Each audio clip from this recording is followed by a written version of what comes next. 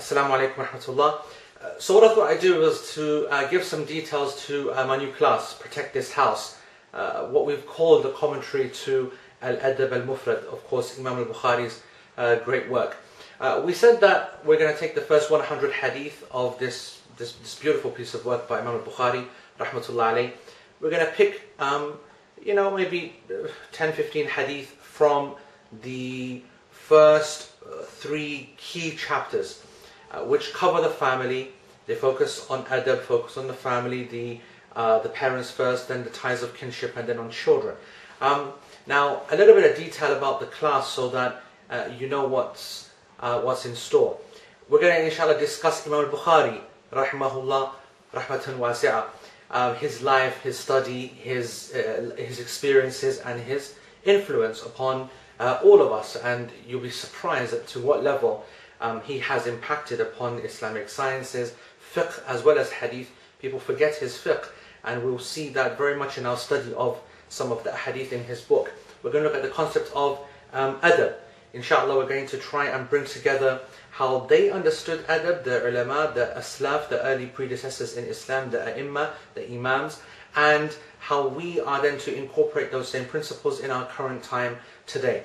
We'll start off then with a look at the parents. Now, I've covered this in detail already, so we'll be taking only some of the key points with respect to the parents, their rights, the limits of birrul walidain, the concept of birr, the concept of uquq, which is the opposite of birr, and i.e. disobedience, the challenges of parents. When are their rights to be taken above ours? When do we have to lower ourselves and accept their decision?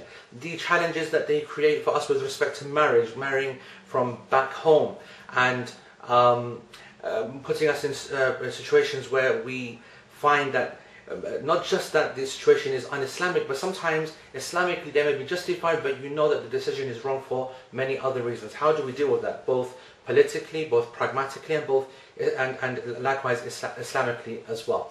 What about the modern day challenges of living with parents and the experiences that we know anecdotally with newlyweds and even couples that have children and have been married a long time and suffering the difficulties of living with parents and the clashes often between the in-laws and your wife, or vice versa if that's the case. What's the obligations to the parents? What are the issues? What about with a growing Muslim population in the West, in the countries that we live, and quite simply, how can I say, an inability by many of these Muslims, these Western Muslims, to be able to look after their parents like they were able to look after their parents, the levels of sacrifice that they showed. What do we need to do in terms of matching that sacrifice? Do we have an option to look into care homes and the kind of popular culture that we live in?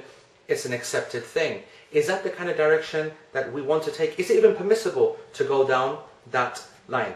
We're going to be looking at some of the poetry of Ibrahim al-Mundhir with respect to the parents, and I hope to cover a few poems inshallah in this course because we have some nice relevant pieces. As part of the ahadith, we're going to look at other subjects, not just on the parents, but from the other ulum al-Islamiyya and from the principles of this deen. We're going to look at some of the companions, some biographies of the companions and of the tabi'een.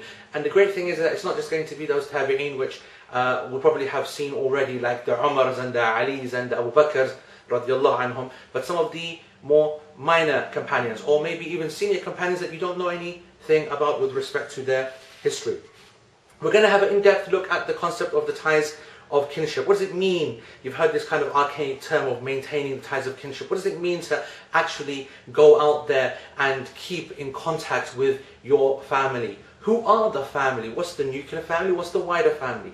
Do your parents have ranking with respect to your father's side versus your mother's side? And how far does it go? Is it endless? Do they have differing rights compared to your brother, your sister, your grandchildren, your cousin, first cousin, second cousin removed, and all the rest of it? What are their limits? What are their rights? What about when we have all these biradari issues, these tribal issues, all these qabila issues that we have from our own ethnic backgrounds and so on and so forth. What are the realities of these issues from a political point of view, and what are our Islamic obligations, especially when it comes to dealing with them, business and charity and the various kind of interactions that we have with them. And of course we know the kind of fitna that can be caused by them, especially when it comes to the issue of marriage, which moving on to is going to be another major section of the class. The rights, the marital relations rather, between husband and wife, and the rights of the husband upon the wife and vice versa. I also want to really look at the influence of the above two categories, the families and the parents, on this particular relationship. It's already under a lot of pressure and under a lot of strain because of the lack of understanding and the lack of give and take between the two, the male and the female, without the families getting involved and without political issues being present and so on. So there's many challenges on that front. I want to try and identify some of the causes for marital problems and those who want to think about divorce and going towards that. We're going to study a book as well within this chapter of the course. It's the book of character by Al-Kharaiti, who covers this issue in a very beautiful way, and I want to share some of his wisdom and his quotes from the early Sahaba and the Tabi'een. Also, what else? We're going to be, on the issue of divorce, we're going to be identifying, according to some recent studies, some of the main causes. And it's important to study the causes because once you know where you might fall, where you might trip up, and everyone's aware, then you'll try your best to avoid those areas. So not to try and put a negative kind of spin on the subject, but also really to be realistic about it and be ready and aware. And to look at divorce, you know, there's a lot of misconceptions about it. Of course it's a horrible thing, but you often hear that it's the most horrible of the halal things to Allah subhanahu wa ta'ala, which you're going to find out is probably not the case, and actually it can be a mercy sometimes, but in the right time and the right place with wisdom and guidance. Then of course the major aspect of this class, which will be on children and parenting in general. Children, what are our responsibilities for them? Children are just addictive by nature, they're beautiful by nature, but what is their actual value? We see their reality in the alim shahada, in the seen world, but what about what they have for us and their value in the unseen world? What is it that we're actually really working for? What is our vision for our children? I often say this, what's our vision for, what is your vision for your children, and what is your vision for your children when you wake up? Because clearly a lot of us are dreaming our way through parenthood, and this is not a class just for parents, because there will be some very important things that you will need to do yourself if you're even single and if you're just newly married, to get yourself ready for children, because it is a major step in your life. It's a major challenge for parents, not just emotionally, financially, Islamically as well, because if you live your life in a certain way, once you become a parent, you're going to have to change, because your children, as you're going to see, they learn from you in many more ways than you just may think. Obviously, I have 4 of my own and we teach them and so on and so forth. It's a major challenge for every parent. We will share some of the points. We're going to look at a lot of detail with respect to the fiqh and the fatawa that are to be applied to children. I'm talking pre-pregnancy, the pregnancy itself, contraception, and then onto pregnancy, and then what's happening in the womb. And in fact, education of the womb. We're going to look at some papers and some studies that either reject or accept that. The fiqh of birth, the fiqh of naming, of aqiqah, of shaving, of circumcision, of all of the aspects of tahniq and adhan and iqamah, and the facts behind these, and trying to find the principles and understanding the attitudes of the different cultural backgrounds of various people that suggest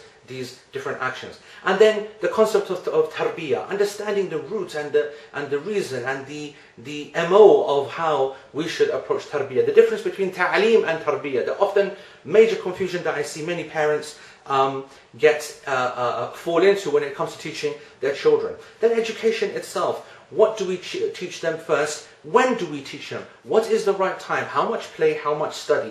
Do we go for a Scandinavian model? Do we go for an Islamic model? Is there such a thing as an Islamic model? Do we go for an Eastern model? Is an Eastern model going to be defined as the Arab model or the Indian model? Is there a justification for an English model of early education as opposed to allowing life experience to take over? What is to be taught first? Should it be deen? And if so, what? Should it be physical education? If so, what? Should it be the secular sciences and the sciences of life? If so, What? Can we get any guidance from the Sahaba, the Tabi'een, from the early Salaf, from the scholars and the specialists in this area? And also, what is the advice of the modern day child psychologists and specialists and educationalists? We want to be able to combine some of the best studies that we have today and some of the best works that are available. Inshallah, we're going to combine, hopefully in this class, the tradition of the classic with the modern study results and findings of the new. Hifz of the Quran. Do we focus on hifz first or do we focus on meaning? It's about teaching children how to connect with the Quran, and that's the priority, or is it about rote memorization? What's the issues? What's the fiqh of this? Looking at some of the examples of the early Imams and how they approached the problem and the challenge. We're going to have a look at the prophets. We have to look at the Anbiya alayhimu salatu wassalam, because they also used to have many challenges which have been told to us in the Quran. We're going to have a detailed study of their realities. Then we're going to go into the life stages of a child. We're going to divide up the years into key groups or stages and focus on what needs to be done at each time according to the experts of the field.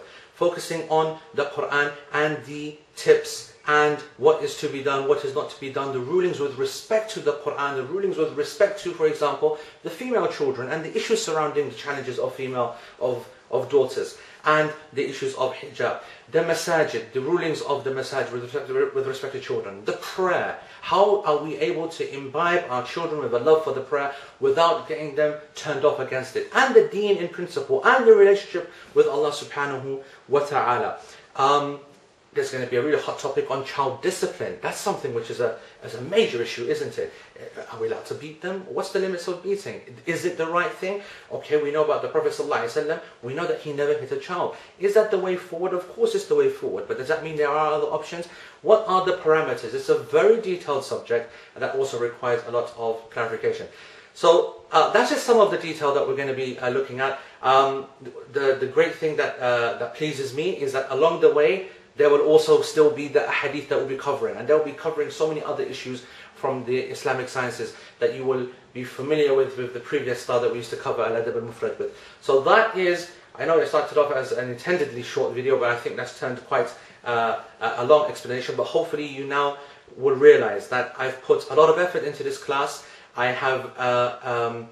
have formulated it so that it's not just for parents, and it's not just for the elders, and it's not just for the young. I'm hoping and I'm confident that all Muslims, brothers and sisters, married, non-married, whatever age, will find a lot of benefit from this class. And I hope that you will take this issue very seriously. Every Muslim brother and sister will eventually end up in some kind of family relationship. And it is very important that they end up in that relationship on the Quran and Sunnah with a very healthy understanding of reality, common sense and wisdom based on that book of Allah subhanahu wa ta'ala that we love so much, and the Sunnah of His Messenger sallallahu alaihi wasallam. That is how we protect this house. I will protect this house, as someone said. You will inshallah learn to protect this house. Wa jazakumullah khair. Wa assalamu alaikum wa rahmatullahi wa barakatuh.